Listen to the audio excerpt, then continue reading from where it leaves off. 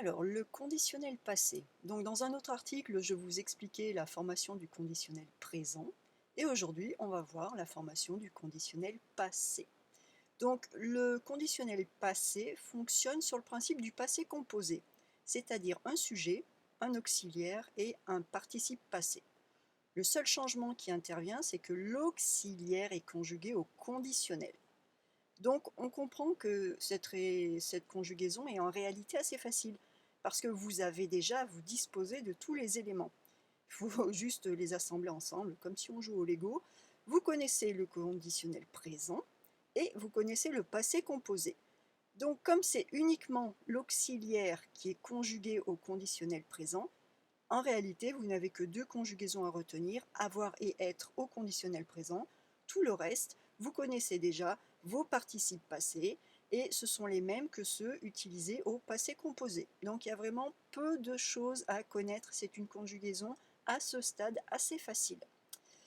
Donc les verbes que l'on forme avec l'auxiliaire avoir au conditionnel passé, par exemple le verbe manger, ça va donner j'aurais mangé, tu aurais mangé, il aurait mangé, nous aurions mangé, vous auriez mangé, ils auraient mangé. Le verbe grandir, j'aurais grandi, tu aurais grandi, il aurait grandi, nous aurions grandi, vous auriez grandi, ils auraient grandi. Donc là, on pense bien à faire la petite gymnastique articulatoire. Nous aurions re-i, hein, le R, le I, on doit tout entendre. Nous aurions grandi, vous auriez grandi. Auriez, et puis la liaison, vous auriez grandi. Les verbes qui sont formés au conditionnel passé avec l'auxiliaire être, donc ce sont les mêmes que ceux qui étaient formés au passé composé avec l'auxiliaire être. On retrouve la même chose, l'accord, sujet et participe passé, ce qui fait qu'on a une conjugaison un peu plus longue parce que je vous donne plusieurs accords.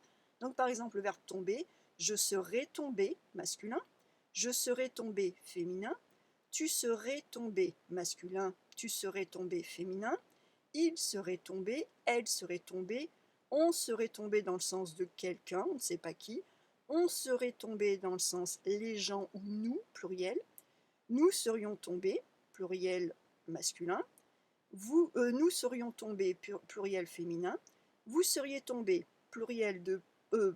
pas du tout pluriel justement, le vous de politesse, singulier masculin, vous seriez tombés, vous de politesse, singulier féminin, vous seriez tombés, pluriel masculin, vous seriez tombés, pluriel féminin.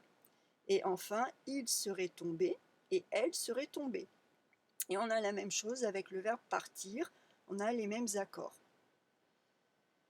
Des exemples de conditionnels passés. Il aurait dû se souvenir de prendre son parapluie. Il aurait dû, mais il ne l'a pas fait. Maintenant il pleut, il va être tout mouillé. Il serait rentré avant nous.